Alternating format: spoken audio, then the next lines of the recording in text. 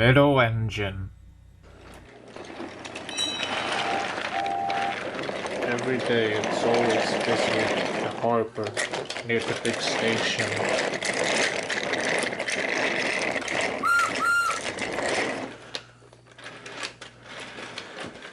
Cargo, fish, and many other various things are delivered to and fro.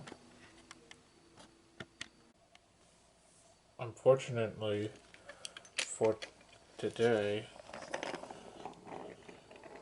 Harry and Bert were sent to help work at the harbor.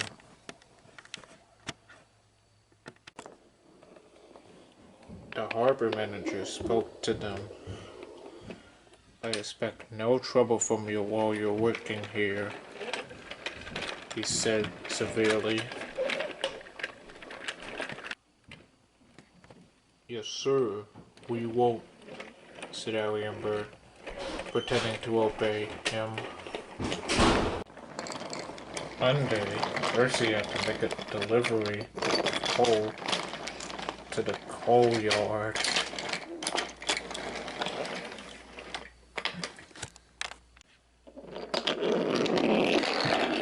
As Lady left to go shunt some more cars, Harry and Bert saw a chance for mischief. But from what the Diesels didn't realize, that some of the cars that weren't on Percy's train were meant for Ginty. He was supposed to take them to the coal bunkers,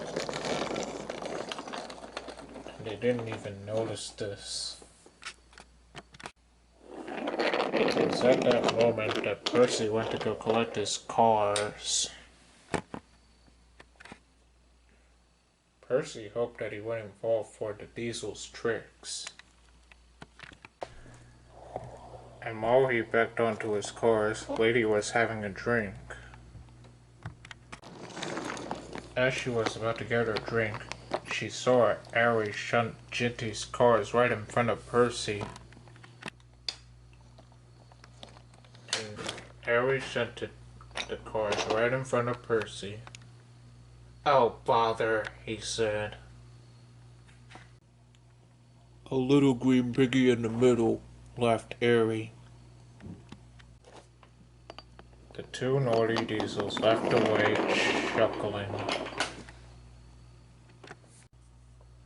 This made Percy and his driver cross, but they knew they had to make the important delivery.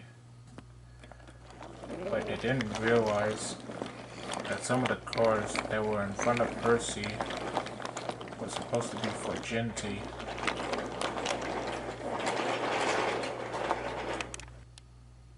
Lady saw this and knew she had to say something. As Percy left, James arrived to go collect the train, and was surprised to see that Percy was in the middle.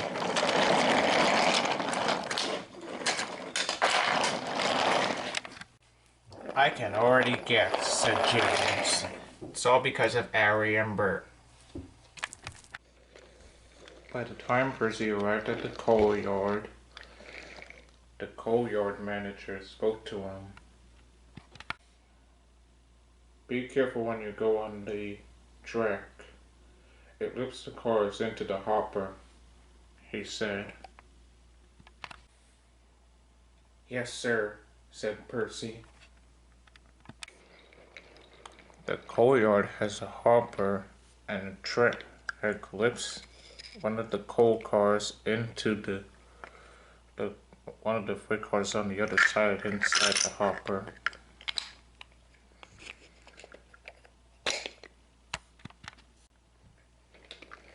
It is dangerous for engines to go inside the hopper. Percy knew this, but today what was different.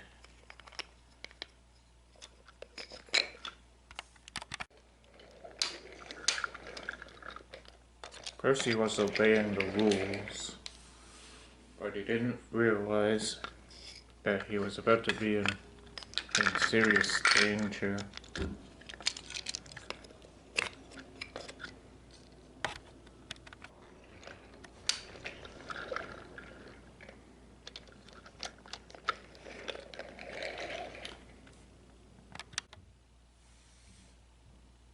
As the last freight car in front of Percy was about to be loaded on into the hopper, his driver and fireman went to go have a break.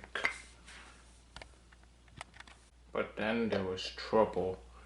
Henry arrived to collect some cars, and he accidentally put the caboose behind Percy.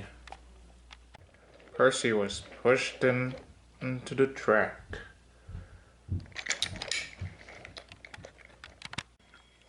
And the track then started to rise. Percy was frantic. Percy winced as he was lifted into the hopper. Help! Cried Percy. As soon as Percy was lifted back down, the coal yard manager, his driver, and his fireman. "You silly engine," said the coal yard manager. "I shall have to report this to Sir Topham Hatt." And Thomas saw everything. "You silly engine," said the coal yard manager. "I shall have to report this to Sir Topham Hatt." Percy didn't know what he had done. But we do, don't we? As soon as the coal yard manager left, Thomas spoke to Percy. "How did this happen?" he asked. "It's all because of Harry and Bert. They made me a middle engine," said Percy. "Well, I hope Sir Topham Hatt will understand," said Thomas. Percy was hoping the same thing. But the two engines were wrong. When Percy arrived at the sheds, Sir Topham Hatt spoke to him severely. "I am disappointed, Percy. I didn't expect such carelessness from you. And I have decided to have Genty make the coal deliveries." "Yes, sir," said Percy. "But it wasn't my fault. Harry and Bert made me a middle engine. Honest." "I shall see that in that case. But nevertheless, you shall stay in. You shall be shutting cars in the yard until I can get to the bottom of this." "Pah!"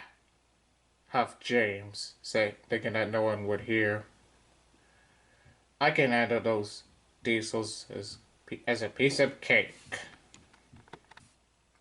"Very well, then," said Sir Topham Hatt. "You shall be taking a train to Vicarstown tomorrow." "Yes, sir," said James, being determined. The next day, James had arrived at the harbor to collect his train to take to Vicarstown. Lady then arrived with some cars for Salty.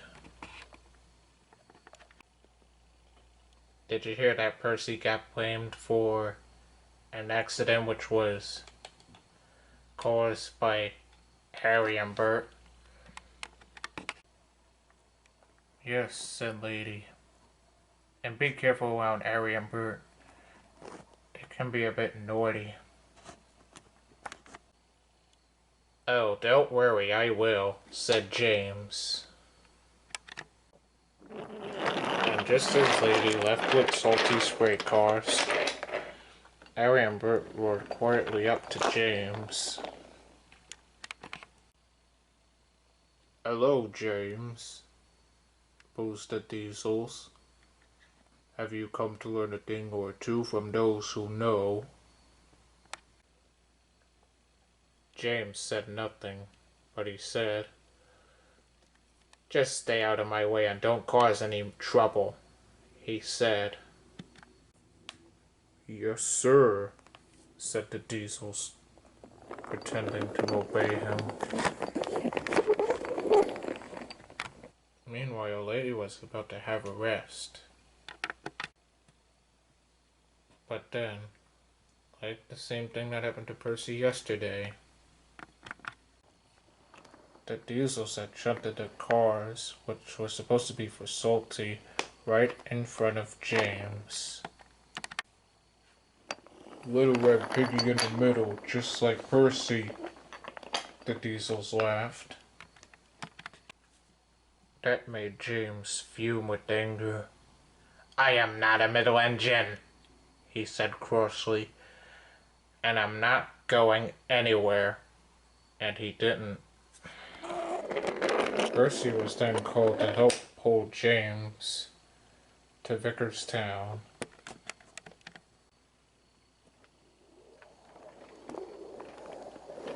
It was heavy, but Percy pulled hard with all his strength.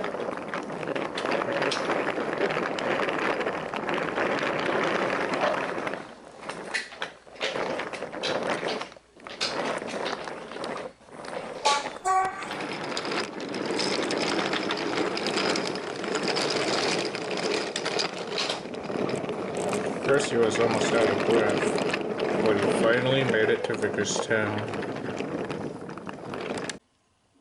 The station master was very pleased. Well done, he said. Well, what is James doing in the middle? Oh, he had a little encounter with Aryan Bird who made him stuck in the middle, said Percy. Poor James felt very silly. By the time he was uncoupled from the train, he steamed home, slowly hissing to himself. First Harry and Bert made Percy silly, and now they've made me look silly. Oh dear, he groaned. In the shed, he told Gordon and Henry all about what happened.